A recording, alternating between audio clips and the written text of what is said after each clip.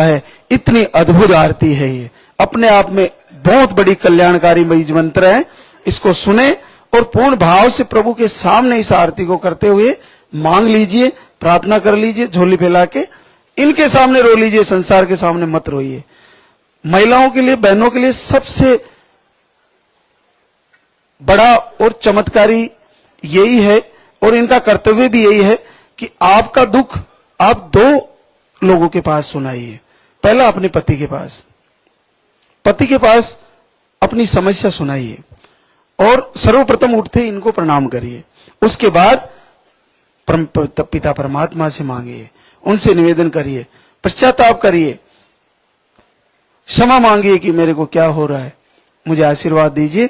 मेरा कोई भी कर्म रहा हो प्रभु, मेरा कोई भी प्रारब्ध रहा हो, आपको मुझे आशीर्वाद देना पड़ेगा। मैं जब तक आप आशीर्वाद नहीं दोगे मैं आपको छोड़ने वाली नहीं हूं।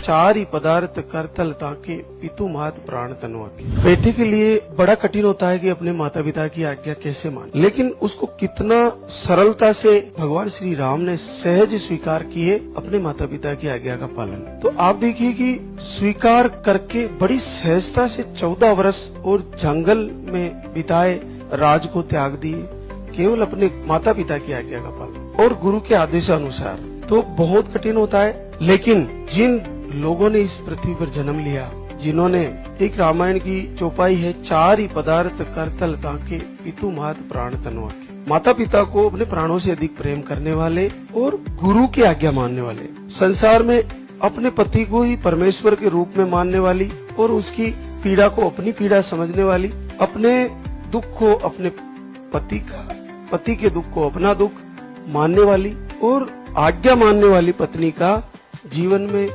किसी भी मार्ग में कोई भी रोग हो, समस्या हो या कोई भी कारण हो, एक न एक दिन जरूर सॉल्व होता है और वो अपने लक्ष्य को जरूर प्राप्त करती है।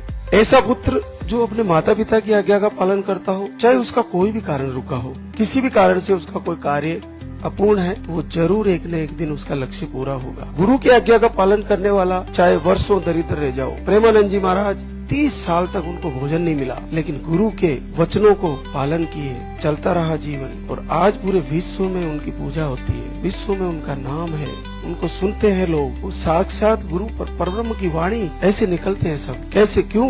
क्योंकि गुरु का महत्व है। आज एक छोटा सा परिवार से, एक किसान परिवार से, आपके महाराज श्री बड़े ही गरीब परिवार से, लेकिन गुरु आज्ञा ईश्वर आज्ञा, कई वर्षों तक कभी चेहरे पर सीलन तक नहीं आई गुरु का आदेश मानने में। अपने प्राणों से अधिक गुरु से प्रेम किया, उनकी आज्ञा को ईश्वर आज्ञा मान के प्रेम किया और आज रिजल्ट देखिए उनके आशीर्वाद का। तो पूरे विश्व में इस धाम का नाम है, पूरे विश्व में मातृशक्ति को आशीर्वाद हो रहा है। तो बहुत बड़ी बात है। इसलिए मैं आज प्रथम चीजें बताना चाहूंगा। सर्वप्रथम अपनी माता पिता का अपमान ना करें, चाहे कैसे भी हो। अगर कुछ गलत भी कर रहे हैं आपके साथ तो उनको शांत रहे, कुछ कहे नहीं। उसके बाद अपने से बड़े लोगों का सम्मान करें। अगर आप सेवक हैं तो स्वामी की आज्ञा का पालन करें, अगर आप शिष्य हैं तो गुरु की आज्ञा का पालन करें। किसी को गुरु मान रहे हो तो उस गुरु की आज्ञा का, उसके प्रवचन को माने। आज जैसे लाइव के माध्यम से मेरे को पूरे हिंदुस्तान में कहीं भी सुना जा रहा हो, तो मेरा चरण वंदन करने से कहीं ज्यादा आपको मेरी बात को हृदय में धारण करके उसको फॉलो करना चाहिए कि महाराज जी ने क्या बताया है। मेरी कही हुई बात को मानना आपके लिए कल्याण है, नहीं कि मेरे शरीर को टच करके आशीर्वाद लेना आपके लिए कल्याण है। गुरु के कहे हुए शब्दों को जीवन में उतार लेना, जीवन बदल देना है। गुरु क्या करता है उसको ध्यान देना सबसे बड़ी मूर्खता है। गुरु क्या करते हैं, क्या खाते हैं, कैसे रहते हैं, कोई मतलब नहीं। महाराज श्री क्या बता रहे हैं और क्या कह रहे हैं और हमें क्या करना है, उन्होंने क्या बताया वही मुझे करना है। निश्चित रिजल्ट आएगा, निश्चित आशीर्वाद होगा, आपकी सारी समस्याएं दूर हो जाएगी। सबसे कठिन समय तब आता है जब अपन अपनी ऊंचाइयों की तरफ जा रहे होते हैं, उसी समय हमारा करण की तरह रथ का पहिया धरती में घुस जाता है। क्यों?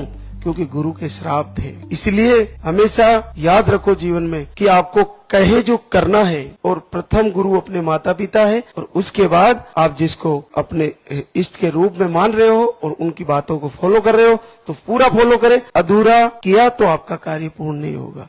पूरा गुरु नहीं मिला, रहा अधूरा सीख, स्वांग यति का पहन के घर घर मांगे भीख।